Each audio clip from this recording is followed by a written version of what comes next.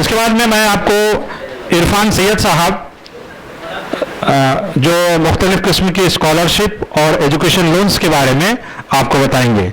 मैं गुजारिश करूंगा इरफान सैयद साहब। अस्सलाम वालेकुम। मेरे ख्याल से सब पूरी तरह से जागे होंगे क्योंकि वक्त की कमी है। और मैं सर को पूछ रहा था रफीक सर और ये कि आपने शाकाहारी मेनू क्यों रखा, तो बोले जो पूरी मुस्तैदी से जागेगा तो मगरिब तक सेशन चलेगा और फिर मांसाहारी का इंतज़ाम होगा।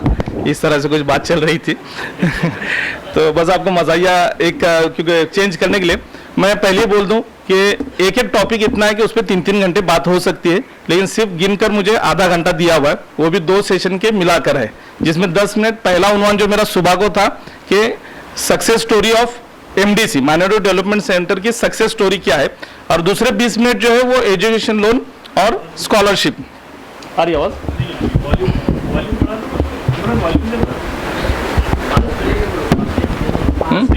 हाँ ठीक है, अभी आ रही आवाज जी, शुक्रिया। तो मैं सबसे पहले मुफ्ती साहब और अकोला की team doctor Zubair, Rafiq sir और उनके सब यंग स्टार्स सुबह से हम देख रहे हैं, पहले सबसे पहले आपका शुक्रिया अदा करता हूं और मुबारकबाद पेश करता हूं कि कलील वक्त में आपने बहुत अच्छा प्रोग्राम ऑर्गेनाइज किया और इतने सारे एनजीओ जुड़े, इसलिए मैं सबसे पहले आपका भी शुक्रिया अदा करता हूं क्योंकि 700 किलोमीटर दूर से आने के बाद में इतना अच्छा देखने के बाद अगर शुक्रिया अदा न करूं तो अच्छा नहीं लगेगा। एक शेर के साथ अपनी इस बात को शुरू करता हूं। मैंने PPT भी रखी है और स्कॉलरशिप से रिलेटेड आपके हाथ में पर्चे आए हुए हैं जिसमें जितनी भी माइनॉरिटी की स्कॉलरशिप्स है सब लिखे हैं, क्योंकि अभी वक्त की कमी की वजह से हर एक पर बात नहीं की जा सकती, लेकिन जो की फैक्टर्स है जो सबसे जरूरी है उन्हीं पर बात करेंगे। जरूरी नहीं कि हर वक्त लबों पर खुदा का नाम आए, जरूरी नहीं कि हर वक्त लबों पर खुदा का नाम आए, वो लम्हा भी इबादत में शुमार होता है जब इंसान किसी इंसान के काम आए। तो यही जज्बा लेकर माइनॉरिटी डेवलपमेंट सेंटर काम कर रहा है महाराष्ट्र माइनॉरिटी एनजीओ फोरम के मातहत और अपने मकामी एनजीओ के तहत। तो इसका सबसे पहले मकसद क्या है कि लोगों को अभी भी समझ रहा है कि उसके तहत सिर्फ इतना होगा कि स्कॉलरशिप मिल रही है, उसके फॉर्म भर रहे हैं, इसके भर रहे नहीं, सबसे मेन जो चीज है वो सेंट्रलाइज डाटाबेस तैयार हो रहा है। समझ लीजिए अभी आप अकोला के हैं और सुबह से मैं आपके जितने भी एनजीओ का तारुफ मैंने सुना, अल्हम्दुलिल्लाह बहुत अच्छे से सब लोग काम कर रहे हैं और बहुत अलग अलग उन्वान, मतलब मैं जितने उन्वान पेश करना चाह रहा था तकरीबन उसमें आधे से ज्यादा उन्वान पर आप सब लोग काम कर रहे हैं, लेकिन आपके पास डेटा नहीं है। मतलब मैं अगर आपको सवाल पूछ लूं कि आपके अकोला में अभी फिलहाल में रिटायर्ड टीचर्स कितने हैं, या पूछ लूं कि कितने बच्चे उर्दू स्कूल में, आप फौरन बताएंगे कि उर्दू स्कूल के आपके पहचान के, लेकिन कितने बच्चे मराठी मीडियम में, कितने इंग्लिश मीडियम में, आपके पास है आंकड़े? अच्छा, ग्रेजुएट कितने हैं या ग्रेजुएशन कर रहे हैं ये कितने हैं? तो ये आंकड़े क्यों चाहिए? जब आपको अपनी कम्युनिटी पे काम करना है तो वहां के आंकड़े होना जरूरी है। इन नंबर्स पर ही सभी काम होता है। तो आंकड़े का मैं छोटे छोटे इसमें 10 मिनट में ये खत्म करना है। तो इसके फायदे क्या होते हैं मैं गिना था कि जैसे माइनॉरिटी डेवलपमेंट सेंटर कराड़ में जो हम चला रहे, तो यहाँ पर हमने पहले अभी आज 3 साल मुकम्मल हो चुके। पहला सेंटर जाकिर भाई अल्लाह ताला उनकी उम्र में बरकत अता फरमाए कि उनकी कोशिशों की और लगन की वजह से आज ये बहुत कामयाब बन रहा। तो इसमें सबसे पहले जितने आंकड़े जमाए तो इसका बेनिफिट क्या हुआ कि जितने भी बच्चे हैं उन बच्चों के हम जब एग्जाम पास हो जाती तो इन सब बच्चों के बुक्स हम जमा कर लेते हैं, डोनेट कर लेते हैं, और फिर जिन गरीब बच्चों को बुक्स चाहिए उनको आदान प्रदान का काम, एक प्रोग्राम लो, किसी को बुलाओ। ऐसे भी हमारे इसमें युवा नेता बहुत रहते, उनके बर्थडे वगैरह का कब इस्तेमाल करेंगे तो वही उन्हीं को बुला लो, एक रसीद भी बड़ी बन जाती है डोनेशन की संस्थे को और अपना भी काम बन जाता है। तो 329 बच्चों को पिछले साल बुक्स हमने दे दी। अच्छा, दूसरा इसमें क्या हो रहा है कि क्वालिटी कंपैरिजन आप कर सकते हैं कि जिस स्कूल में आपके बच्चे हैं उस स्कूल में या फिर अपने बच्चे उर्दू स्कूल में हैं तो क्या फर्क है, जो 15,000 की स्कूल के बच्चे 20,000 की कंपेयर कर सकते हैं। इसके बाद में टेक्निकल मेडिकल में कितने बच्चे हैं, प्रोफेशनल कोर्सेज में, क्योंकि देखिए प्रोफेशनल कोर्सेज में आज जो बच्चे हैं ये अगले फ्यूचर है हमारे कम्युनिटी के, अगले इंटेलेक्चुअल एक ग्रुप जो बोलेंगे इन्हीं में से होगा। तो प्रोफेशनल और टेक्निकल कोर्सेज में जो बच्चे हैं इनको सख्त जरूरत पड़ती है एजुकेशन लोन की। हालांकि हम मुसलमान हैं सूद से हमें पूरी तरह से बचना चाहिए। होना तो ये चाहिए कि हमारे इंतजाम में, जैसे मैंने अच्छा लगा कि बहुत सारे अकोला में है तंजीमें जो बगैर सूद के कर्जा मुहैया करा रही, लेकिन वो छोटे मोटे पैमाने पर हो रहा है। प्रोफेशनल जब BMS, MBBS, BDS का जब सवाल आता है, टेक्निकल कोर्सेज का आता है तो या फॉरेन का, तो लाखों में इंतजाम करना पड़ता है। वो अभी तो वो सिस्टम नहीं बनी। अच्छा, बनी नहीं है तो बनानी है, लेकिन जब तक नहीं बनती तब तक कम से कम जो जरूरतमंद है लेकिन स्कॉलर है, जिसको गवर्नमेंट कोटा से एडमिशन मिला है और उसका लाख 1.5 लाख रुपए, वो तो हमने भरना चाहिए। तो ये बच्चों के हमने अल्हम्दुलिल्लाह इन चीज़ों में जब काम किया तो इसमें बुक्स का भी सवाल आता है कि जैसे टेक्निकल एजुकेशन के बुक्स बहुत महंगे रहते हैं और 10-10 हज़ार 20-20 हज़ार का एक क्लास के डॉक्टर साहब खान साहब बैठे हैं सामने, बता सकते हैं। तो हमने इसमें भी क्या हुआ कि 72 बच्चों को बुक्स डोनेट किए इससे और लेकर, और 11 बच्चों को लोन प्रोवाइड कर दिया। ये इस चीज हो रही। इसी के बाद में MPSC UPSC आप लोग कर रहे हैं, उसके लिए भी लोकल लेवल पर 7 बच्चे और MPSC UPSC के लिए 16 बच्चे। मकतब का निज़ाम मुफ्ती साहब अच्छी तरह से बता पाएंगे कि मकतब का क्या अहमियत है। तो इसमें भी हमने बहुत शुरू किया कि देखने में असल में क्या आ रहा है, इसकी ज़रूरत क्यों महसूस हुई कि बहुत सारे जैसे मसाले जो भी यहाँ पर नहीं बताए जा सकते, उन मसलों को लड़कियों के मसाइल थे या फिर निकाह का वगैरह बहुत सारे मसले, तो हमने उसकी जब सर्वे किया तभी इसमें बता देता कि आप सब लोग जब MDC शुरू करेंगे तो MDC में जब भी कोई आएगा तो आपने एक सर्वे फॉर्म रखना है, उसकी पूरी फैमिली का लिख कर लेना है कि आपके घर में कौन कौन है, कौन से क्लास में पढ़ रहा है और किस तरह से आधार कार्ड है, पैन कार्ड है, नहीं है, कौन किस मकतब। तो उसमें जब बच्चों का कॉलम आएगा उसमें हमने जरूर लिखना है कि इसका मकतब पूरा हुआ है नहीं हुआ, क्योंकि एक नया फैशन बन चुका है अपने मुस्लिम लोगों में। आला तालीम याफ्ता होने के बाद में थोड़ा सा लोगों से हट के अलग सोसाइटी में फ्लैट लो, सोसाइटी में बंगलो ये अलग करो, फिर वो मस्जिद से भी दूर, माहौल से भी दूर, और वो चीज़ें फिर पेश आने के बाद फिर वो आते हैं कि जिम्मेदार है आपके पास ऐसे सब मसले हुए। तो इसके लिए मकतब का निज़ाम उर्दू स्कूल में माशाल्लाह है, लेकिन जहाँ नहीं वहाँ पर निज़ाम कायम किया गया। और इसी की तरह जैसे हमारे जुबैर सर ने वकील साहब ने बहुत सारी योजनाओं को बताया, आयुष्मान भारत, बांधकाम कामगार योजना वगैरह, ये सब भी आपको करनी है, जिसमें मैं सिर्फ मोटा मोटे बताऊं तो हमने लॉकडाउन के पीरियड में 16,24,000 के रेशन किट डिस्ट्रीब्यूट किए और 2030 बेनिफिशियरी को बांधकाम कामगार से लेके बहुत सारी चीज़ों को फायदा हुआ। जो चीज़ें बहुत सारी है और रिजर्वेशन पे काम करना है, OBC और EWS। अभी कोई स्टूडेंट है यहाँ पर, स्टूडेंट कोई होगा तो हाथ उठाए। एनजीओ में शायद सभी एनजीओ के इस वजह से, क्योंकि एक दिक्कत जैसे आ रही है कि जब मैं बच्चों को पूछता हूं कि आप कौन सी कम्युनिटी में आते हो, तो वही क्वेश्चन आता है मैं OBC में आता हूं, अगर वो OBC का रहा तो उनको समझाना पड़ रहा है कि कैटेगरी OBC आ रही है लेकिन कम्युनिटी अपनी माइनॉरिटी के, तो फिर वहां से फिर माइनॉरिटी की स्कीम्स के बारे में उनको बताना पड़ता है। सर 4 बजे बराबर चिट्ठी दीजिए। तो मैं ये बता दूं कि ये जो आप सर्वे करेंगे फैमिलीज का, जो आपके पास डेटा कलेक्ट होता है, तो इस डेटे का बहुत इस्तेमाल अच्छे से होता है, बहुत बोले तो बहुत। इसमें मैं बताऊं कि अंडर ग्रेजुएट बच्चों को आप मिस ना कीजिए, जो BCom BSc BA को है, क्योंकि ये सबसे बेहतरीन वॉलंटियर्स होते हैं। आप कोई भी प्रोग्राम लो और ऐसे यंग जनरेशन को देखो जो अंडर ग्रेजुएट होते हैं लेकिन बहुत अच्छे से वॉलंटियर काम कर रहे हैं, और यही आगे बन के लीडर भी बन सकते हैं। एक बहुत मैं नज़दीक से देखा हूं कि बहुत आगे चले जाते हैं, और इनका बेनिफिट होता है कि इन्हीं में से जो अच्छे स्कॉलर, इनको MPSC UPSC के लिए सिलेक्ट करना। अभी देखिए रिटायर्ड टीचर्स, हमने क्या किया कि आपको वही काम करना है कि आपके अकोला में जितने रिटायर्ड टीचर्स है, रिटायर्ड पुलिस है, रिटायर्ड महसूल विभाग के कर्मचारी है या शिक्षण विभाग के कर्मचारी, जितने भी रिटायर्स है उनका एक जोड़ रखो, एक तालीम याफ्ता का या रिटायर्ड पर्सन का, और उनका वक्त ले लो। इनका हर सेक्शन में, हर सेक्टर में हमको बहुत मुफीद फायदा हो रहा है कि कोई भी काम रहेगा किसी भी सिलसिले का, तो इन लोगों का हमें गाइडेंस मिलता है और उसके हिसाब से हमारा काम आगे बढ़ता है। अभी इसी के साथ में जॉबलेस हमने क्या किया, जैसे सर भी शुरू करेंगे, यहाँ पर तो बहुत सारे काम ऑलरेडी हो रहे कि जॉब फेयर ऑर्गेनाइज करना, जॉब से रिलेटेड मालूमात, क्योंकि जो बच्चे पढ़ाई कर चुके, डिग्री कंप्लीट कर चुके, लेकिन जॉब के लिए सोशल मीडिया के सिवा और कोई उनके पास हथियार नहीं होता, तो उनके लिए ठीक से जॉब के करियर गाइडेंस देना, job oriented courses, job oriented की मालूमात देना, ऑर्गेनाइज करना, और बहुत सारी इस तरह की चीज़ें हैं जो होती रहती हैं। अभी मैं सही में कहूँगा कि OBC और जैसे जिस मकसद पर आया था कि OBC और EWS, इकोनॉमिकल वीकर सेक्शन, अब जिनको इकोनॉमिकल वीकर सेक्शन जो है EWS, ये 10% का रिजर्वेशन है, आपको एजुकेशन में मिलेगा और जॉब में मिलेगा। ये किन के लिए मिलेगा तीन ही कंडीशन है, जनरल कैटेगरी का होना चाहिए, ओपन कैटेगरी का, और 8 लाख से कम इनकम होना चाहिए। बाकी भी है कि 5 एकड़ से कम जगह है, लेकिन उस पर कोई ध्यान नहीं देता। तो मान लीजिए अगर आप ओबीसी नहीं है ओपन कैटेगरी में, तो आपके पास ईडब्ल्यूएस सर्टिफिकेट होना ही होना चाहिए। बहुत सारे बच्चों का पिछले साल और इस साल पेरेंट्स की लापरवाही की वजह से या बच्चों की लापरवाही की वजह से ईडब्ल्यूएस सर्टिफिकेट नहीं है, परसेंटेज अच्छे हैं लेकिन मेरिट में नहीं बैठ पाया, और उससे कम परसेंटेज वाला ईडब्ल्यूएस सर्टिफिकेट की वजह से एडमिशन हो पाया। तो इन चीजों पर बहुत ध्यान रखिए। तो मैं आपको एक ही काम कहूंगा कि आप जितने भी माइनॉरिटी डेवलपमेंट सेंटर आपने खोले हैं वो सबको मुबारकबाद दूंगा, और चाहूंगा कि आप एक ही काम कीजिए कि रोजाना 5 फैमिली कवर कीजिए, रोजाना सिर्फ 5 फैमिली कवर कीजिए। अभी हफ्ते में 1 दिन तो छुट्टी होगी, तो 30 दिन के पकड़ लीजिए, तो कितने 5 फैमिली डिले करेंगे तो कितने फैमिलीज कवर कर पाएंगे, और उसी हिसाब से साल का कैलकुलेट कीजिए।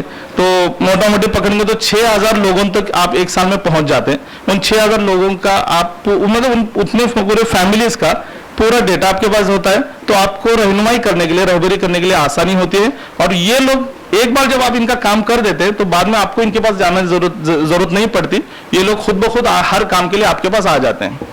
अब ये होगा माइनॉरिटी डेवलपमेंट सेंटर के लिए सुबह का सेशन था, बहुत सारे पेजेस थे, अभी बाजू पर रख देता क्योंकि पीछे से चिट्ठी आएगी अगर ज्यादा वक्त लूंगा तो। मेन जो मुद्दा दूसरा टॉपिक मुझे कहा गया था स्कॉलरशिप और एजुकेशन लोन, जैसे कि मैंने आपके सामने रखा हूं कि स्कॉलरशिप्स के पर्चे आपके पास हैं, गवर्नमेंट के जो स्कॉलरशिप्स हैं। एक ही बात जहन में रखिए, स्टैंडर्ड फर्स्ट से लेके पीएचडी तक, एमफिल तक, जहां तक आप पढ़ाई करना चाहते हैं वहां तक के लिए स्कॉलरशिप है। स्टूडेंट्स का पहला सवाल यही होता है कि सर मुझे इस कोर्स के लिए स्कॉलरशिप है क्या, या फिर है तो कौन सी है। तो इसलिए मैं सबको एक ही जवाब दूंगा, पहली से लेके जहां तक आप पढ़ना चाहते हैं तब तक के लिए स्कॉलरशिप है। बस स्कॉलरशिप्स के उन्वान बदल जाते हैं, स्टेट गवर्नमेंट की अलग, सेंट्रल गवर्नमेंट के अलग, इस तरह से हो जाते हैं। अभी आपको प्री मैट्रिक, पोस्ट मैट्रिक, ये सब स्कॉलरशिप मालूम है। बेगम हजरत महल के बारे में भी आपको बताया गया, ये सब स्कॉलरशिप है, इसका सब लोग फायदा उठा रहे हैं। और नहीं, वो तो इसमें आएगा ना, एजुकेशन लोन में आएगा। हाँ, तो ये जो स्कॉलरशिप, इसके बाद में अभी जैसे मेरे ख्याल से बहुत सारी चीजें हैं जो हम इस्तेमाल करते हैं, लेकिन नहीं, मतलब अभी लड़कियां फेयर एंड लवली इस्तेमाल करती हैं। ये जो सरकारी स्कॉलरशिप होगी गवर्नमेंट की, फेयर एंड लवली स्कॉलरशिप है। हम पेजो गाड़ी चलाते हैं जो रोजमर्रा के इसमें। अभी आप में से ड्राइवर्स कितने हैं जो ड्राइविंग करते हैं? है कोई ड्राइवर यहाँ है? अच्छा, ड्राइविंग करते हैं। महिंद्रा कंपनी के ड्राइवर्स के बच्चों के लिए अलग स्कॉलरशिप है। मतलब हर सेक्टर के लिए आप कौन सा पेशा है उससे रिलेटेड अगर आपकी कोई कंपनी है तो अपने एडवर्टाइजमेंट के लिए स्कॉलरशिप देती है। तो बहुत सारे स्कॉलरशिप है जिसका लिटरेचर बना हुआ है, सर के थ्रू आपके पास पूरा आ जाएगा, जिसमें रेगुलर स्कॉलरशिप और प्राइवेट स्कॉलरशिप। अब एक चीज ध्यान में लीजिए कि होता क्या है कि स्कॉलरशिप, माइनॉरिटी स्कॉलरशिप की बात कर रहा हूं, उसी के साथ होती है ओबीसी स्कॉलरशिप। जो माइनॉरिटी में, मतलब मुस्लिम में जिनके पास ओबीसी है, वो लोग सिर्फ और सिर्फ हमेशा ओबीसी स्कॉलरशिप ही अप्लाई कीजिए। मेरी बात ध्यान से इसको नोट कीजिए क्यों कंफ्यूज हो जाते हैं हमेशा। वो दोनों भी अप्लाई करते हैं तो मुश्किल में आ जाते हैं।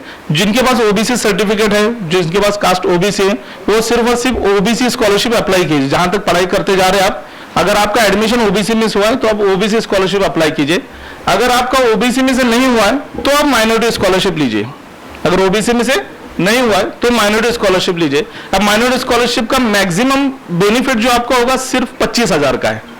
मान लो अभी आपका बीडीएस, बीएमएस जैसे प्रोफेशनल कोर्स का एडमिशन हो रहा है तो वहां पर आपको 25,000 मिलेंगे, लेकिन अगर वहां आप ईबीसी इस्तेमाल करेंगे तो फीस आधी हो जाएगी।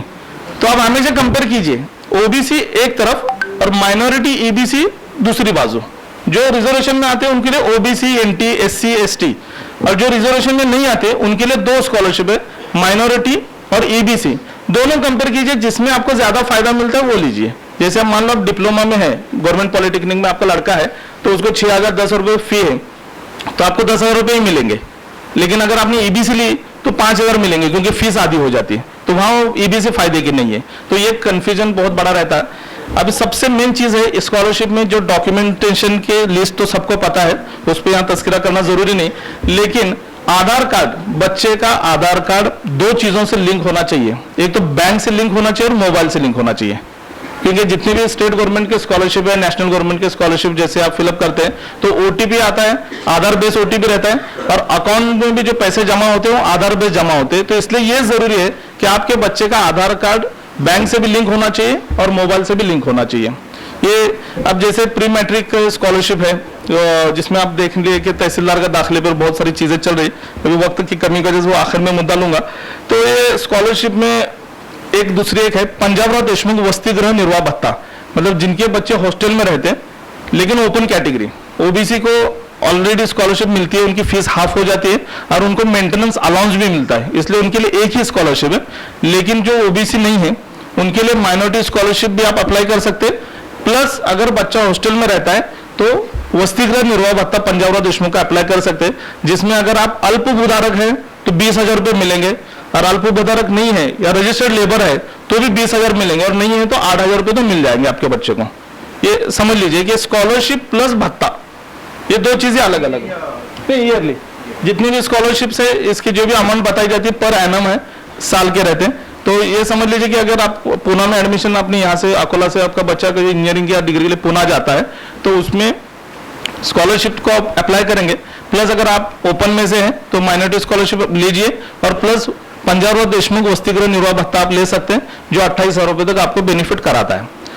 अब इसमें एक चीज ये हो जाती है कि ये दोनों के स्कॉलरशिप में से गवर्नमेंट की कोई भी एक स्कॉलरशिप बच्चे को मिलेगी, लेकिन प्राइवेट के आप कितने भी अप्लाई कर सकते हैं। जैसे हमारे जमीयत उलमा हिंद के भी स्कॉलरशिप्स हैं, बहुत सारे बच्चों को मिलती है, अच्छे गरीब जो बच्चे हैं और स्कॉलर है उनको मिलती है, और बहुत सारे प्राइवेट हमदर्द स्कॉलरशिप है, जैसे मैं टाटा महिंद्रा वगैरह इनकी भी बात कर रहा था, ये सारे स्कॉलरशिप है। ये स्कॉलरशिप में सबसे मेन एक चीज है जो जिसपे मैं आप सब एनजीओ के जिम्मेदार हजरात है, हमारी बच्चियां बहुत छोटी सी गलती करती है जिसका बहुत बड़ा खमियाजा भुगतना पड़ता है कि नेट कैफे पे जाके जब भरते हैं तो हमें कोई एतराज नहीं है, लेकिन नेट कैफे में जाके जब आप फॉर्म भरते हैं वहां फिलअप करते हैं तो उस वक्त आप वहां पर लॉगिन आईडी भी वही बनाता है, पासवर्ड भी वही बनाता है, फिर आपका आधार कार्ड स्कैन होता है, ड्राइविंग ये रेशन कार्ड और जितने भी डॉक्यूमेंट्स है वो स्कैन हो जाते हैं। आप सिर्फ इतना पूछते होगा ये प्रिंट ले लो, और बच्चियां वहां से निकल के आती हैं और वो सब नंबर वगैरह वहीं पे छोड़ देती है, और ये अपनी जो डेटा जो है वो गैरों के हाथ में जाता है, और उसके क्या क्या चीजें हैं बहुत हो चुके हैं, और मैं सबूत के साथ प्रूफ के साथ मैं तजुर्बे के साथ यहाँ आपके सामने ये जिम्मेदारी के साथ बात कर रहा हूँ कि इस पर कम से कम 100 से ज्यादा मामला पर हमने मतलब ये किया इंटरफेयर किया हुआ है और मामलों को रफा दफा किया हुआ है। इसलिए जरूरी है कि अपनी बच्चियों को एक ही दे कि जरूर अपनी एनजीओ के थ्रू अपनी एमडीसी में फॉर्म भराइए, और अगर बाहर फॉर्म भरते कोई दिक्कत नहीं है, कुछ प्रॉब्लम्स हो सकते, लॉगिन आईडी पासवर्ड तो चेंज कीजिए। अगर वहां उसने जो भी पासवर्ड डाला है आपको नहीं पता, आप वापस आइए, आप वहां पर फॉरगेट पासवर्ड कीजिए, मोबाइल नंबर आपका है, आप पे ओटीपी आ जाएगा, आप पासवर्ड चेंज कर दीजिए, खत्म, सिक्योर हो गया। ये सबसे बड़ी बात है, इसको ध्यान में रखिए। ये स्कॉलरशिप से रिलेटेड एक चीज हो गई, हॉस्टल अलाउंस का भी जैसे मैंने आप बताया। अब एक चीज जरूर ध्यान में रखिए, मैनेजमेंट कोटा, ये सबको पता है, एक तो होता है गवर्नमेंट कोटा से एडमिशन और एक होता है मैनेजमेंट कोटा से एडमिशन। तो गवर्नमेंट कोटा से एडमिशन मिलता है तो सभी फैसिलिटीज मिलती हैं, लेकिन मैनेजमेंट कोटा से अगर एडमिशन होता है या फिर डीम यूनिवर्सिटी होता है, कोई प्राइवेट कॉलेज होता है जहां पर स्कॉलरशिप नहीं मिलती, तो ऐसे इसमें मैनेजमेंट कोटा से एडमिशन होने पर डीम यूनिवर्सिटी पे कोई स्कॉलरशिप किसी बच्चे को नहीं मिलेगी सिवाय माइनॉरिटी के। अगर आप माइनॉरिटी है, मुस्लिम है, आपने भले मैनेजमेंट कोटा से डोनेशन देके एडमिशन लिया होगा तो भी आप 25,000 रुपये सालाना स्कॉलरशिप पा सकते हैं।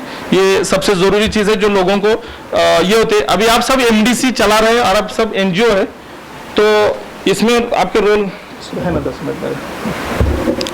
अभी इसमें एनजीओ के रोल क्या आते हैं, तो जैसे मैं देखिए आपको एक बता देता कि जैसे स्कॉलरशिप का मैं बता रहा हूँ, जैसे बहुत बहुत छोटी छोटी बारीकियों से बातें आपके सामने इसलिए रख रहा हूँ कि बच्चों के फायदे की भी है, और अगर आप अच्छे से ये करेंगे तो आप जब फॉर्म भरते हैं तो आपके समझ में आ जाता है। 10 बच्चे आते हैं, 10-15 बच्चे, तो उसमें से कम 2-3 बच्चे जो ऐसे स्कॉलर होते हैं बहुत बेहतरीन, और पैसों की जरूरत भी होती है, तो ऐसे बच्चों का आप 2-2, 3-3 जगह फॉर्म फिलअप कराइए ताकि उनका फायदा हो सके और अच्छे से काम हो सके। अब स्कॉलरशिप के बाद में आता है एजुकेशन लोन। स्कॉलरशिप पे मेरे ख्याल से इतना काफी है, बाकी सब आपके सामने दिया हुआ है और वेबसाइट भी दिए हुए हैं, उस पर आप कर सकते हैं।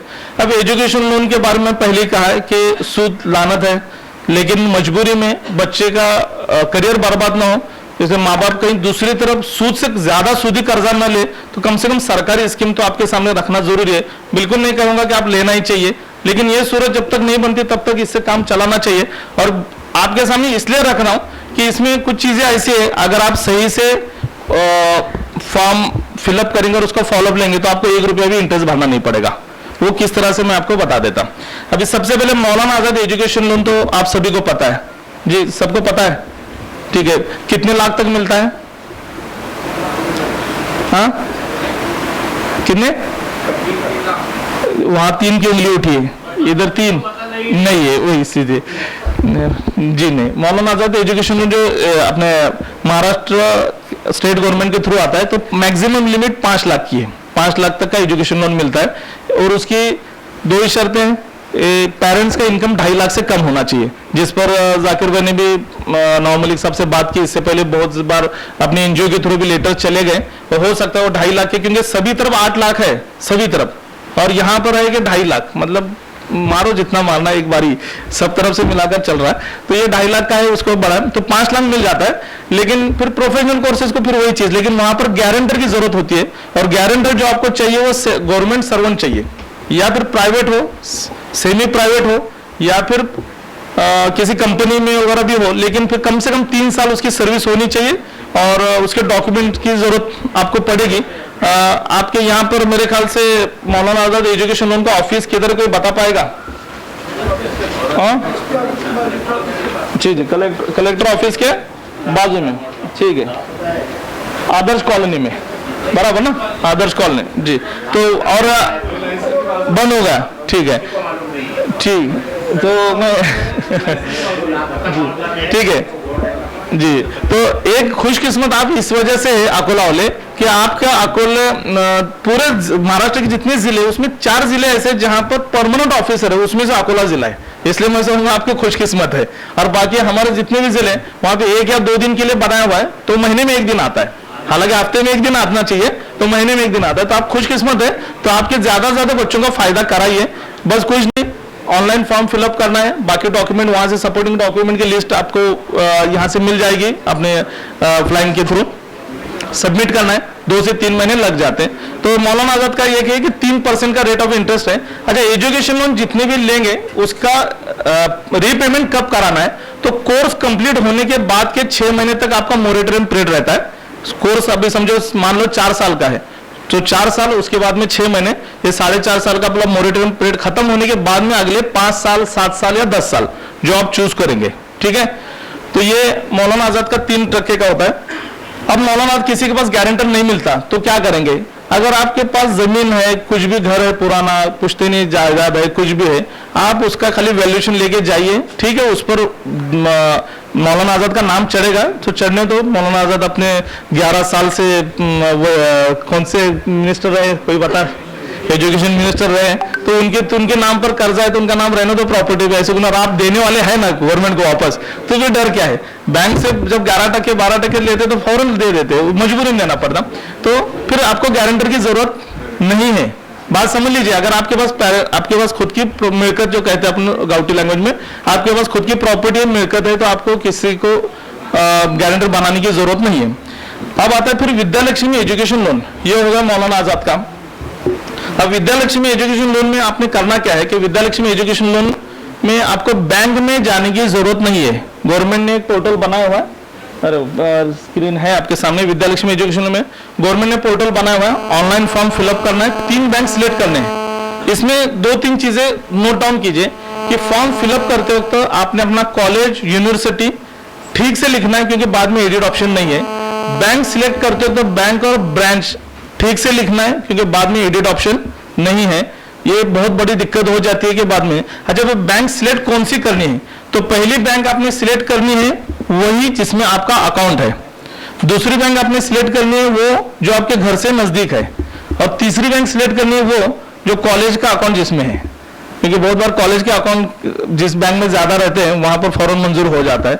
ये तजुर्बे से बोल रहा हूँ कि जहां भी तुक्का मार दो तो लग गया कि कॉलेज का अकाउंट किस बैंक में वहां डाल दो तो कॉलेज वाले फौरन एक्सेप्ट कर देते हैं। तो ये 3 बैंक सिलेक्ट करने, इनका रेट ऑफ इंटरेस्ट 9% से शुरू होता है, 10%, 11%, एसबीआई का सबसे कम है। तो ये रेट ऑफ इंटरेस्ट। अब मैं जैसे मैंने पहले बात बताया कि फिर मैं सूद, खुलेआम सूद की ये क्यों कर रहा हूं, तो इसमें एक स्कीम है सेंट्रलाइज सब्सिडी स्कीम। ये जैसे आप देख रहे हैं ना, सेंट्रल सब्सिडी स्कीम लोन, ये जो सेंट्रल सब्सिडी स्कीम लोन है, इसमें होता है कि पूरे मोरेटोरियम पीरियड का, अगर आप माइनॉरिटी में से आ रहे और आप इकोनॉमिकल वीकर सेक्शन में ईडब्ल्यूएस में, तो आपके 4.5 साल, जैसे मान लो 4.5 साल का है, 5.5 साल का, तो इसका पूरा इंटरेस्ट गवर्नमेंट पे करेगी। गवर्नमेंट के एक एम्बेसडर है कैनरा बैंक को ये दिया हुआ है। तो ये आप कैनरा बैंक में जाने की जरूरत नहीं है, आप जिस बैंक से लोन लेते हैं वहां पर आपने एप्लीकेशन करना है, और आपका जब उसके लिए सिलेक्शन हो जाता है तो आपके पूरे 4.5 साल का जो भी रेट ऑफ इंटरेस्ट है, 9%, 10%, 11%, ये पूरा इंटरेस्ट गवर्नमेंट कैनरा बैंक के थ्रू उस आपके बैंक को दे देगी। आपको ₹1 का इंटरेस्ट भरने की जरूरत नहीं है। तो ये उसकी स्कीम है। अब ये सेंट्रल सब्सिडी स्कीम के सामने पढ़ो प्रदेश, ये पढ़ो प्रदेश के स्कीम बारे में बहुत सारों के फोन आते हैं या बहुत ये होता है। एक्चुअली में हो क्या रहा है कि पढ़ो प्रदेश स्कीम जो है वो पोस्ट ग्रेजुएट या फिर जैसे एमफिल के लिए जाते हैं, ये इसी चीजों के लिए मिलती है। मतलब पोस्ट ग्रेजुएट हो, पोस्ट ग्रेजुएट डिप्लोमा हो, या फिर मास्टर्स के कोर्सेस है, इन्हीं के लिए। तो होता क्या था कि पहले बहुत कम बच्चे जाते थे, आज भी वही है। जैसे मैं पढ़ो प्रदेश के बुक्स हैं, पूरे 3 साल का उसमें चिट्ठा लिखा हुआ है, पूरे 2014 से लेकर 2017 का। तो पूरे इंडिया से समझो 1000 बच्चे पढ़ो प्रदेश की स्कीम का जिन्होंने बेनिफिट उठाए, तो उसमें 550 तो क्रिश्चियन है। उसके बाद में फिर आते जैन और सिख 300, और फिर मुस्लिम 250। मतलब बाकी तादाद के हिसाब से, बाकी हिसाब से बोलने की जरूरत नहीं है, लेकिन फिर पढ़ो प्रदेश में इतने कम क्यों है? तो कहीं ना कहीं हम कम पढ़ रहे हैं। लेकिन इसमें एक चीज एक है कि अभी अपने बच्चे फिर अचानक कैसे बढ़ रहे पढ़ो प्रदेश की स्कीम के लिए, तो उसकी भी दूसरी एक चीज है कि कोई भी चौक में बोर्ड आप देखते हैं कि बीएमएस के खर्चे में एमबीबीएस कीजिए फॉरेन में, और लोग फंस जाते हैं। 3-4 केसेस हो चुके हैं। देखिए, रिकॉग्नाइज यूनिवर्सिटी चाहिए फॉरेन में, आप जहां भी जा रहे हैं, फिर कोरिया हो, रशिया हो, यूक्रेन हो, आप पहले वहां का पूरे, कोई अगर गया हो तो उससे मालूमात निकालिए और फिर अपने पैसे इन्वेस्टमेंट कीजिए, वरना फिर बाद में लेने के देने हो जाते हैं। बच्चा तो डॉक्टर नहीं बनता, लेकिन आप जरूर कंगाल बन जाते हैं, क्योंकि वो 10 लाख 20 लाख एकदम से खर्च करके हो जाता है। तो ये पढ़ो प्रदेश जो स्कीम है, इसके लिए आपने एक है कि इसमें 25% सब्सिडी मिलती है। मान लो कि आपका एक 10 लाख का लोन हुआ और उसमें 2 लाख तक का आपका इंटरेस्ट हुआ, तो 2 लाख रुपए गवर्नमेंट की तरफ से आपको पूरी तरह से माफ किए जाते हैं। तो ये 30 लाख तक का लोन मिलता है। लेकिन सभी तरफ एक ही स्कीम है, 4 लाख तक। जैसे मैं विद्यालक्ष्मी की बात कर रहा था बैंक की, मौलाना आजाद में आपको गारंटर देना ही देना है, भले 10,000 का लोन क्यों ना हो। लेकिन विद्यालक्ष्मी बैंक का जो लोन मैंने बताया आपको, उसमें 4 लाख तक गारंटर की जरूरत नहीं है, 7.5 लाख तक गारंटर लगता है, और उससे ज्यादा रहा तो कोलैटरल सिक्योरिटी, मतलब आपको कोलैटरल सिक्योरिटी देनी पड़ेगी। ये कंडीशन है। और सेम कंडीशन पढ़ो प्रदेश के लिए भी है कि अगर आपके पास, क्योंकि वहां का लोन अमाउंट ज्यादा रहता है, तो 7 लाख से 4 लाख से ज्यादा है, तो ऑब्वियसली आपको कोई ना कोई प्रॉपर्टी वगैरह देनी होगी, तो जिस पर ये होगा। और ये आपकी कोई भी कोऑपरेटिव बैंक के थ्रू भी आप पढ़ो प्रदेश के अप्लाई कर सकते हैं। मेरे ख्याल से मेरा टाइमिंग खत्म हुआ है, लेकिन मैं सिर्फ 5 मिनट लूंगा रोल ऑफ एनजीओ पर। आपकी इजाजत मुफ्ती साहब जी, क्योंकि आपका वक्त उसमें से कम हो रहा है मैं समझ सकता हूँ। अच्छा, ये क्यों मैंने आपको पहले बताया कि एजुकेशन लोन हो या स्कॉलरशिप हो, 3-3 घंटे एक एक टॉपिक पे लगते हैं।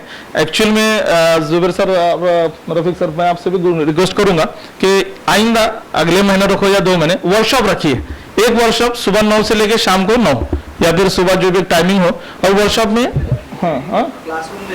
जी हाँ, वर्कशॉप रखिए कि वर्कशॉप में न कोई गेस्ट होगा न कुछ होगा, डायरेक्ट सब अपने अपने लैपटॉप लेके आएंगे। यहाँ पर बड़ा के बड़ा इसके लिए पीपीटी ये रहेगा, स्क्रीन रहेगा, और जो भी स्कीम्स है डायरेक्ट ऑनलाइन ट्रेनिंग, ये सबसे बढ़िया ट्रेनिंग वर्कशॉप ट्रेनिंग वर्कशॉप अगर रखेंगे ना, तो सभी स्कीम सीख पाएंगे। अच्छा, रोल ऑफ एनजीओ, मैंने सबसे जरूरी टॉपिक जो आपके सामने रखना चाहूंगा कि रोल क्या है एनजीओ का। जो जिस पर बात करनी चाहिए कि देखिए आपके इलाके में जितने भी तालीमी इदारे हैं, भले उर्दू मीडियम हो, इंग्लिश मीडियम हो, मराठी मीडियम हो, आपको सभी इदारों में हर साल ये पूछना है कि आपने स्कॉलरशिप पोर्टल पर अपना केवाईसी अपडेट किया क्या। कि बहुत सारे इंस्टीट्यूट जो बड़े बड़े हैं, मतलब खासदार आमदार के कॉलेजेस होते हैं जो नए नए निकले हुए, वो लोग या फिर पुराने लोग भी रजिस्टर्ड नहीं कराते, क्योंकि उनको क्या है, पता है कि 5-10 बच्चे मुस्लिम्स के जिनको स्कॉलरशिप मिलने, तो अपने बच्चों को नुकसान हो रहा है। तो अपना रोल क्या है कि अपने इंस्टीट्यूट में केवाईसी अपडेट किया है नहीं किया। अच्छा, जैसे मैंने बताया कि एजुकेशन लोन के डिपार्टमेंट से आपको कॉन्टैक्ट रखना है।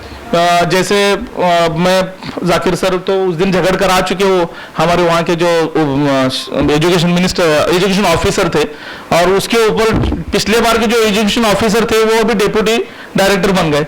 तो परसों वो भी आ गए थे विजिट को। सर आप इधर अकोला में थे, जाकिर भाई मैं वहाँ पर था, उनसे मुलाकात की। ऑल ओवर इंडिया में प्री मैट्रिक स्कॉलरशिप का स्कैम हुआ, जैसे आपको सबको पता है, तो उसकी वजह से रीवेरिफिकेशन सब रिवर्ट हुए। लेकिन वहाँ पर इतना है कि सक्षम अधिकारी का उत्पन्न दाखला चाहिए, तो तलाठी का उत्पन्न दाखला सबने जोड़ा है, वो बोले तलाठी सक्षम अधिकारी नहीं है, तहसीलदार का ही लेकर आओ। हालांकि ये जो पीरियड ऐसा था कि उस वक्त कोविड का सेशन शुरू था, तहसीलदार में कौन जाएगा, पहले उसका शरह कम है वगैरह।